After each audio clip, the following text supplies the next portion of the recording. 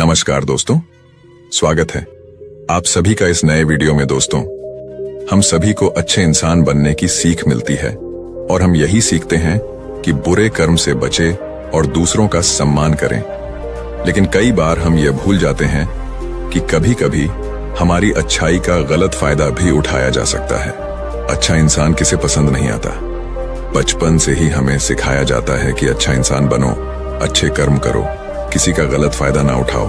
लेकिन यह सिखाया नहीं जाता कि जब हम पर कुछ लोगों द्वारा अन्याय किया जाता है तो हमें कैसे रहना चाहिए। जब हमारा गलत फायदा उठाया जा रहा हो, क्या तब भी अच्छे बने रहना और हमारा आत्मसम्मान खोना सही है?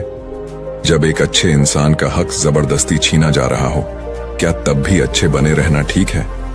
दोस्तों, अच्छा होना आजकल एक आदर्श माना जाता है। जैसे कि आपने अपने आसपास के लोगों को यह कहते सुना होगा कि देखो, वह इंसान कितना ज्यादा अच्छा है। लेकिन हम इस बीच ये भूल जाते हैं कि अच्छे होने की भी एक सीमा होना जरूरी है। हमें ये याद रखना चाहिए कि हद से ज्यादा अच्छा होना भी अच्छा नहीं होता। और अगर हम यह भूल जाएंगे तो यह दुनिया हमें यह बार बार याद दिलाएगी और साबित करेगी कि हद से ज्यादा अच्छा होना भी अच्छा नहीं होता। अक्सर आपने यह देखा होगा कि जो जितना अच्छा होता है उसे उतना ही दुख मिलता है। पर ऐसा क्यों? व्यक्ति हमेशा दूसरों की भावनाओं और जरूरतों को अपने आप से अधिक महत्वपूर्ण मानता है और इसी कारण वह खुद को एक कठिन स्थिति में पाता है। अक्सर उसे ऐसा महसूस होता है कि आखिर क्यों उसके किए हुए अच्छे कामों को लोग नजरअंदाज करते हैं और उल्टा उसी का गलत फायदा उठाया जाता है। कभी ज्यादा काम करवाने से लेकर तो कभी उसे बिना कोई महत्व देकर नजरअंदाज करने तक। किसी के लिए हम अच्छा करते हैं तो वहीं से हमें दुख प्राप्त क्यों होता है? आमतौर पर जब कोई आदमी कभी क्रोध कर दे या दुखी होकर किसी को भला बुरा कह दें तो हम उसे बुरा समझने लगते हैं। ऐसा आपके साथ भी हुआ होगा कि आपने कभी ना कभी तंग होकर किसी को कुछ भला बुरा कह दिया होगा और सिर्फ उसी कारण आप लोगों के नजरों में बुरे माने जाने लगे। और जैसे कि कर्म और फल का नियम कहता है, बुरे कर्मों का परिणाम बुरा मिलेगा। आज तक आप यही समझते आए हैं कि सिर्फ बुरे कर्मों का फल बुरा होगा। लेकिन आज की इस कहानी को सुनने के बाद आप ये समझ जाओगे कि अच्छा इंसान के साथ भी बुरा हो सकता है।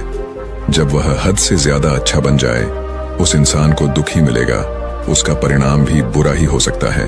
तो चलिए, आज की इस बोध कहानी के द्वारा हम यह समझेंगे कि ऐसी स्थिति में हमें क्या करना चाहिए और यह भी जान लेंगे कि ज्यादा अच्छा होना अच्छा है या बुरा। तो चलिए शुरू करते हैं।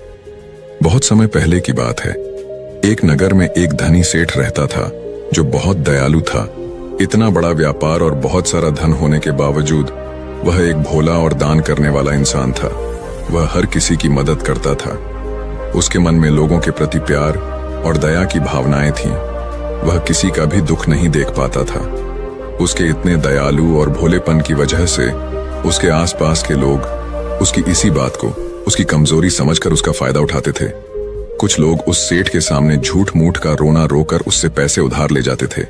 सेठ अमीर तो था ही और ऊपर से दयालु भी।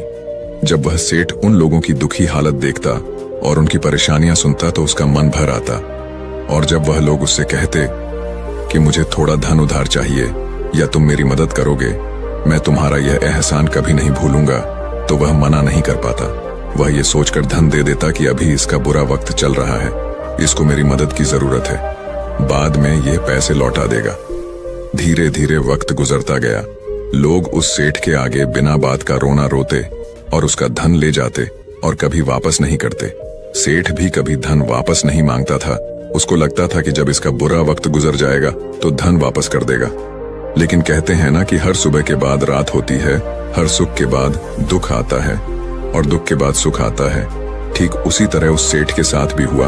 कुछ सालों बाद उसके पास धन कम होने की वजह से उसके व्यापार में माल भरने के पैसे कम होने लगे और इसके वजह से उसके दुकान पर अब ग्राहक भी कम होने लगे, क्योंकि जो सामान उन ग्राहकों को चाहिए था वह सामान उस व्यापारी के पास खत्म होने लगा था और उस सामान को लाने के लिए अब उसके पास इतना धन भी नहीं था। धीरे धीरे सेठ का धन समाप्त हो गया। एक समय था जब वह सेठ अपने नगर के अमीर लोगों में आता था, पर आज उसके पास पैसे नहीं थे। ऊपर से ढेर कर्ज उसे बाजार से लेना पड़ा। उसे समझ नहीं आ रहा था कि वह क्या करे। उसने महात्मा बुद्ध के बड़े चर्चे सुन रखे थे। उसे यह पता था कि उसके बहुत से मित्रों ने उनके पास जाकर अपने जीवन के लिए सही मार्गदर्शन लिए हैं और वह जो ज्ञान देते हैं वह काफी जिंदगियां सुधार चुका है। उसने निश्चय किया कि अब तथागत गौतम बुद्ध ही उनकी समस्या का हल बताएंगे। यही सोचकर वह अगले दिन गौतम बुद्ध से मिलने निकल पड़ता है। वहां जाकर बुद्ध को प्रणाम करते हैं। फिर सेठ गौतम बुद्ध से कहता है, मुझे मेरी समस्या का निवारण चाहिए। बुद्ध कहते हैं, पूछो क्या पूछना है। फिर वह उन्हें सारी बातें बताता है कि कैसे वह लोगों की मदद करके अमीर से गरीब हो गया, कैसे उसने बस लोगों की बुरी हालत देखकर अपने व्यापार के पैसे उन्हें मदद करने के लिए दे दिए और आज वह खुद जरूरतमंद हो गया है। गौतम बुद्ध उसकी सारी बातें ध्यान से सुनते हैं और कहते हैं कि तुम बहुत ही ज्यादा सीधे और दयालु हो। जरूरत से ज्यादा सीधा होना भी हमारे लिए मुसीबत पैदा कर सकता है। आगे बुद्ध कहते हैं, तुम लोगों की मदद इसलिए करते थे ताकि वह मुसीबत से बाहर निकल सके, लेकिन लोगों ने इसका फायदा उठाया और तुम्हें ठगने का काम करते रहे। उस सेठ ने कहा, आप बिल्कुल सही कह रहे हैं बुद्ध, मेरे दुखों का कारण मेरा ज्यादा सीधा होना, सरल होना और दयावान होना ही लग रहा है। लेकिन मैं अब क्या करूं? मुझे रास्ता बताइए। क्या मैं बुरा बन जाऊं, दया निकाल कर फेंक दूं, निर्दयी हो जाऊं? क्या अच्छाई करने की कोई कीमत नहीं? इस दुनिया में क्या मदद करने से या किसी का भला करने से बस यही परिणाम मिलता है? बुद्ध कहते हैं, नहीं, तुम्हें यह सब नहीं करना है। कई बार तुमने देखा होगा कि जो व्यक्ति ज्यादा अच्छा होता है उसे उतना ही ज्यादा दुख मिलता है। इसका सीधा कारण है कि वह अपने अधिकारों को सामने वाले की इच्छाओं से कम दर्जा देता है और फिर उसे जब भी आपसी अनबन होती है तो उसे अधिक तकलीफ होती है। लेकिन उसी के विपरीत हमें हमेशा यह भी नहीं सोचना चाहिए कि हमारा अच्छा ई और भला करना बेकार है या यह बस हम कमजोरी है। हमें अच्छा इसे हाथ कभी नहीं छोड़ना चाहिए। हमें बस ये सीखना है कि कभी कभी हमें भी अपनी बात रखने का अधिकार है और हमें अपने अधिकारों की रक्षा करनी चाहिए। इसलिए हमें अच्छे इंसान बने रहने के साथ साथ अपने अधिकारों की रक्षा करना भी सीखना होगा। अगर हमें गलत तरीके से नुकसान हो रहा है, कोई हमारा गलत फायदा उठा रहा है, तो हमें उसका सामना करने के लिए सही तरीके से खड़े होना जरूरी है। यही एक सच्चे और अच्छे इंसान की पहचान और शख्सियत होती है। वह आदमी कहता है, बुद्ध, मुझे थोड़ा थोड़ा समझ आ रहा है, लेकिन अभी भी मैं पूरी तरह नहीं समझा। इस पर बुद्ध कहते हैं, चलो मैं तुम्हें एक कहानी सुनाता हूँ, उसके बाद तुम्हें समझ आ जाएगा कि तुम्हें क्या करना है और क्या नहीं करना है। बहुत समय पहले की बात है। एक जंगल में एक भेड़ रहती थी। उस भेड़ ने एक बच्चे को जन्म दिया। वह मेमना बहुत ही सुंदर था। उसके शरीर पर बहुत ही चमक घने बाल थे। वह बहुत ही सुंदर लगता था। भेड़ भी अपने बच्चे से बहुत प्रेम करती थी और उसका बहुत अच्छे से देखभाल भी करती थी। भेड़ अपने बेटे को अच्छी अच्छी बातें सिखाती, उसे अच्छे संस्कार देती। उस भेड़ की इच्छा थी कि उसका बेटा बड़ा होकर खूब नाम रोशन करे, लेकिन भेड़ के ज्यादा लाड प्यार के कारण मेमना बिगड़ता जा रहा था। उसकी माँ उसे अच्छी शिक्षा देती थी, उसे अच्छे से रखती थी, दिन रात उसका पूरा ख्याल रखती थी। लेकिन मेमना दिन प्रतिदिन शैतान और जिद्दी होता चला गया। वह अपनी माँ की किसी भी बात को ध्यान से नहीं सुनता और ना ही किसी बात पर ध्यान देता। उसे हर पल ऐसा ही लगता कि मेरी माँ मेरा इतना ख्याल रखती हैं और इसी कारण वह खुद की जिम्मेदारी नहीं लेता था। ये सोचकर कि उसकी माँ उसे किसी भी संकट से निकाल लेगी, वह धीरे धीरे गैर जिम्मेदार होता जा रहा था। और अब उस भेड़ का लाड और प्यार उसी के मेमने के अच्छे और जिम्मेदार बनने में रुकावट बन गई थी। फिर एक दिन वह मेमना घूमता घूमता पास के जंगल में जा पहुंचा। वह मेमना पहली बार जंगल में गया था। उसे पहली बार जंगल में जाने का मौका मिला था। वह जंगल की सुंदरता को देखकर चकित रह गया। उसने कभी इतनी सुंदर चीज नहीं देखी थी। इतनी सुंदर पौधे, रंग बिरंगे फूलों को देखकर बहुत ही प्रशंसा हुई। उसे यह सब देखकर बहुत अच्छा लगा। फिर उसने झांकियों के कुछ पत्तियां खाईं। जैसे ही उसने पेट भरने के लिए पेड़ों की पत्तियां खाई, उसको वह पत्तियां बहुत ही स्वादिष्ट लगी। अब तो वह मेमना रोज जंगल में जाने लगा और वहां जाकर पेड़ पौधों को नुकसान पहुंचा रहा था। उसने उनकी पत्तियां तोड़ी, उनके फूलों को नोचा, फूलों को खाया और कुछ को तोड़कर जमीन पर डाल दिया। उसमें मेमने को इस बात की बिल्कुल भी परवाह नहीं थी कि वह क्या कर रहा है। उसको इस बात का पता ही नहीं था कि जंगल में कोई खतरा भी है।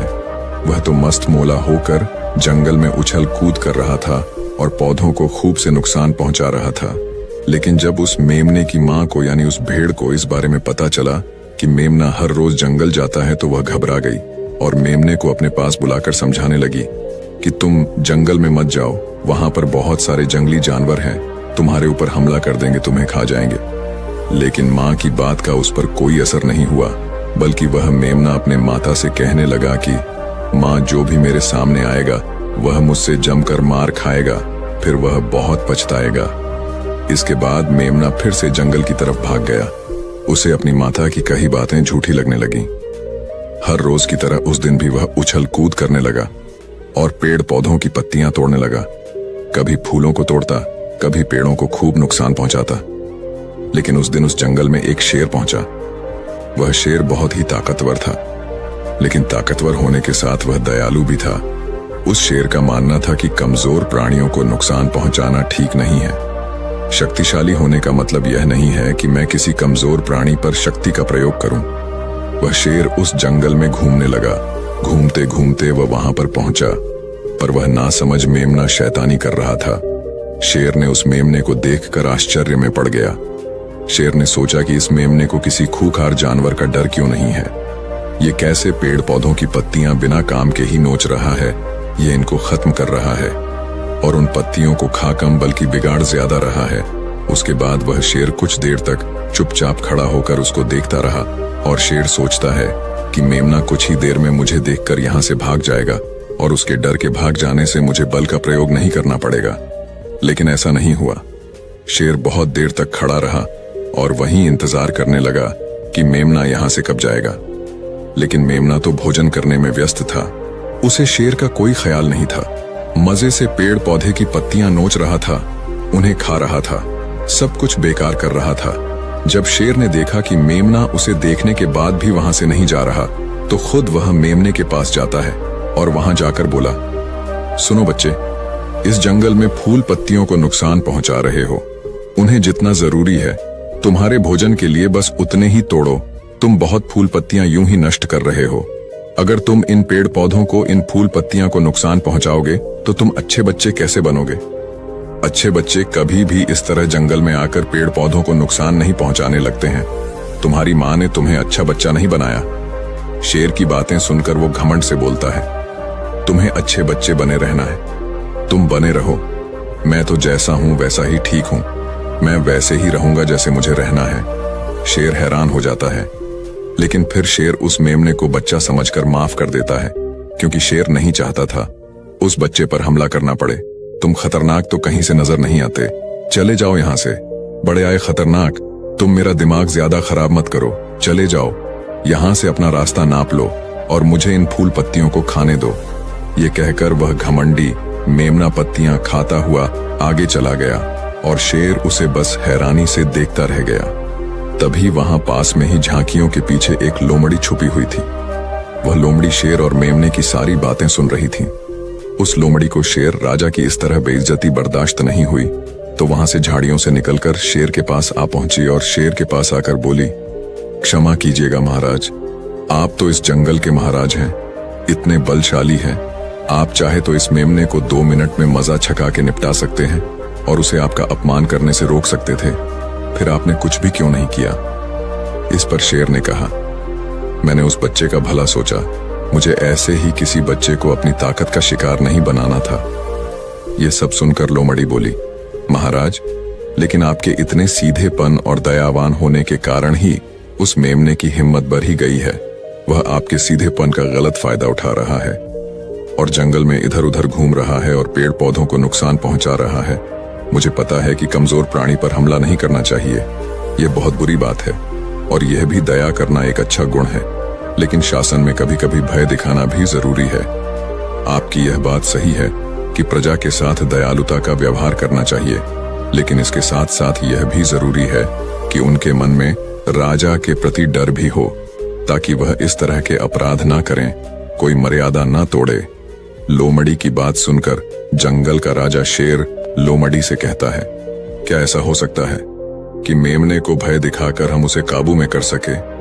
जिससे कि उसमें सुधार आए और उस नमने को किसी तरह का नुकसान भी ना पहुंचे, जिससे कि वह जंगल के पेड़ पौधों को कोई नुकसान ना पहुंचाए। फिर शेर कहता है, लोमड़ी, क्या तुम ऐसा कर सकती हो?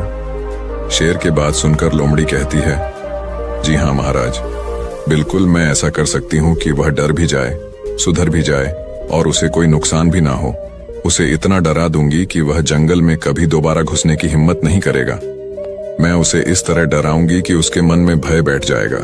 फिर वह जंगल के पेड़ पौधों को भी नुकसान नहीं पहुंचाएगा और साथ ही साथ मैं उसको कोई भी नुकसान नहीं पहुंचने दूंगी। फिर लोमड़ी कहती है कि उसकी माँ तो उसे कभी सुधार नहीं पाई, लेकिन मैं उसे जरूर सुधार दूंगी। लोमड़ी की बातें सुनकर शेर ने बोला, अच्छा ठीक है, तुम कोशिश करके देखो। अगर तुम्हें इसमें सफलता मिल जाती है तो मैं तुम्हें जंगल के सभी जानवरों के सामने इनाम दूंगा। शेर की बातें सुनकर लोमड़ी बहुत खुश हुई। वह तुरंत मेमने के पास गई और उस पर गरज पड़ी। इससे पहले कि वह मेमना वहां से भाग पाता, उससे पहले ही लोमड़ी ने मेमने को जमीन पर पटक दिया और उसे अपने मजबूत पंजों से दबोच लिया। मेमने को दबोचने के बाद लोमड़ी मेमने से बोली कि बोल, तुझे मार दिया जाए या छोड़ दिया जाए? तुमने इस जंगल के पेड़ पौधे, यहाँ के फूल और कमजोर प्राणियों के साथ भी तो यही किया है। मेरे ख्याल में मार ही देना चाहिए। लोमड़ी की बातें सुनकर मेमना डर के मारे थर थर कांपने लगा। फिर वह मेमना बोलने लगा, मुझे माफ कर दो, मुझे छोड़ दो, मुझे यहां से जाने दो। मैं कभी भी जंगल की तरफ नहीं आऊंगा, ना ही कभी पेड़ पौधों को कोई नुकसान पहुंचाऊंगा और अब मैं कभी कोई गलती नहीं करूंगा। तब लोमड़ी ने मेमने की पकड़ ढीली की। जैसे ही मेमने की पकड़ ढीली हुई, वह जोर जोर से भागने लगा। वह गिरता उठता भागता हुआ अपनी माँ के पास जा पहुंचा।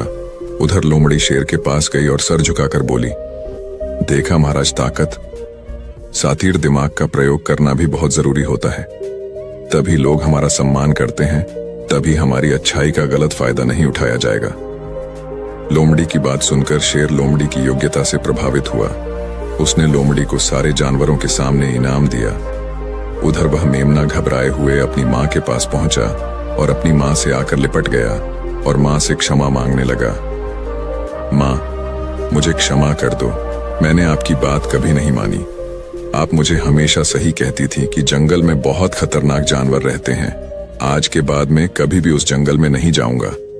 फिर बुद्ध उस व्यापारी को कहते हैं, देखा बेटा, इतने अच्छे मत बनो कि लोग तुम्हें खा जाएं, और ना ही इतने कड़वे बनो कि लोग तुम्हें खाएं ही नहीं। जरूरत से ज्यादा अच्छा बनना इंसान को दुहक देगा। लोग उसका सम्मान नहीं करेंगे, बल्कि उसे पागल समझेंगे। गौतम बुद्ध सेठ से कहते हैं, अगर शेर भी अच्छा बनने का दिखावा करेगा या फिर अच्छा बनकर रहेगा तो लोग उससे डरने की बजाय उसे पागल समझेंगे।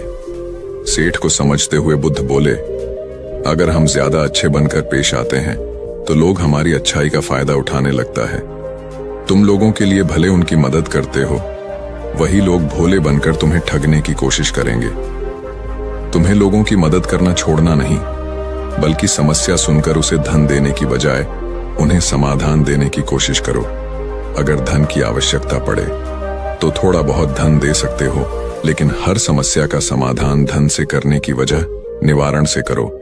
इससे वही लोग तुम्हारे पास समस्या लेकर आएंगे जिनको हकीकत में दिक्कत है। पैसे ठगने वालों से तुम्हें मुक्ति मिल जाएगी। सेठ बुद्ध को प्रणाम करता है और धन्यवाद कहकर वहां से चला जाता है। फिर वह वैसा ही करता है जैसा बुद्ध बताते हैं और कुछ ही सालों में वह पहले जैसा धनवान बन जाता है। तो दोस्तों, उम्मीद है इस वीडियो से आपको काफी कुछ सीखने को मिला होगा। ये वीडियो आपको कैसा लगा कमेंट बॉक्स में जरूर बताएं। ऐसी कहानियों के लिए मेरे चैनल को सब्सक्राइब करें। धन्यवाद।